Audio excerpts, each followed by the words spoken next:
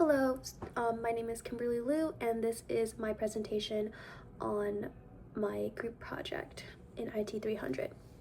So our topic was 5G, and the way we split this up was we did 6 different sections, and then I ended up with the conclusion. So in my contribution, the guideline of the project stated that I had to do 2 different parts. One, to summarize the technology. What is 5G? What does it do?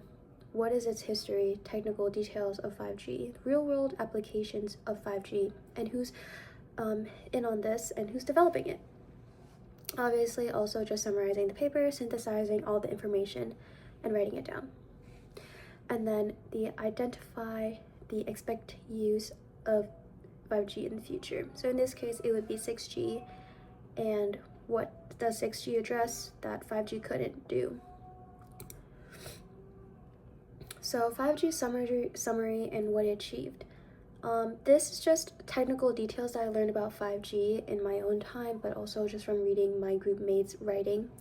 I learned, so its peak speed is 20 gigabits per second. It has 1 millisecond of latency, and it can have up to 1 million per kilometer squared. I also have things such as providers like Verizon, T-Mobile, who are expanding the infrastructure of 5G.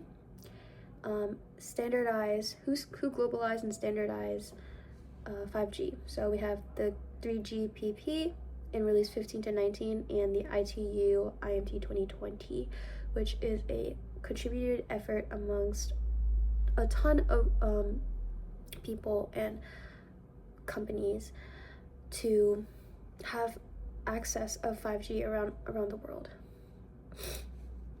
So real world impact of 5G. So now that 5G is deployed, how are we seeing this in real life? Well, first we have smart cities, we have real-time infrastructure monitoring, digital twin systems, citywide Internet of Things networks made possible by 5G's high device and density and low latency. So I think a good example of this would be just the new parking lot systems where they just automatically read your license plate and just kind of store it, and then they get it again when you leave. Autonomous vehicles, Teslas, self-driving cars in that industry, telemedicine, robotic surgery nowadays is very advanced and minimally invasive, and then industry and gaming, so live streaming. So a couple challenges that I learned about and addressed is that the costs of 5G, it's really expensive because it's a small cell network and it has to hold up a lot of devices to properly function, but that does cost a lot of money. And then coverage gaps, so this matters because it can't be fully realized like 5G if there's uneven geographic access. So there's a smaller country and they can't have access because they're years behind in technology because they don't have the resources to deploy 5G. So that is definitely something that we need to address soon so that the whole world can be caught up. And then cybersecurity concerns. So now that we have tons of networks and tons of devices running to have things working, it means we are way more vulnerable to attacks and different security measures that we need to have up in order to keep things running and working. So looking ahead, here I just did some research about 6G. I looked into Ericsson and Nokia and the 3GPP and what they had to say about it.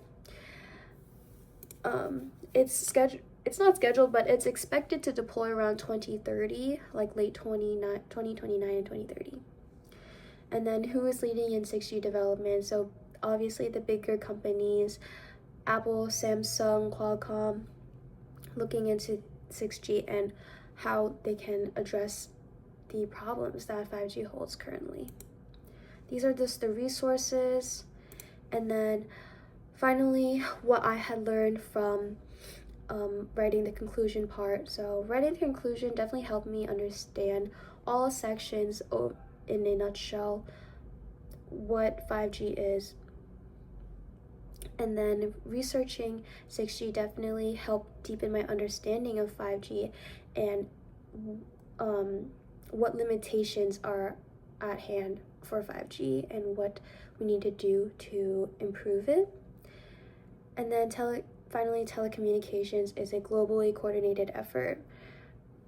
So many countries and companies, and we need to standardize 5G so that we can all have access to it, because it's just what we need to do for this world. Thank you.